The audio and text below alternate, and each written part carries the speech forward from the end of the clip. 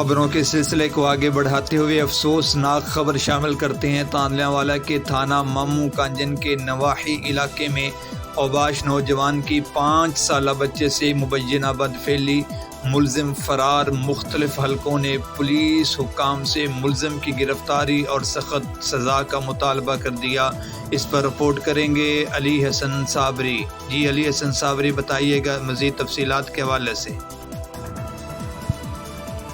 جی، یہ افسوسناک واقعہ تحصیل تانلیاوالا کے نواحی چک 508 گابے میں پیش آیا، جہاں محمد اقبال مارت کا 5 سالہ بیٹا شہروز گلی میں کھیل رہا تھا کہ اوباش نوجوان فیصل عدنان ولد سلیمان سیال شیروز کو ورگلا کر اپنے گھر لے گیا، وہاں جا کر مبینہ زیادتی کا نشانہ بنا ڈالا۔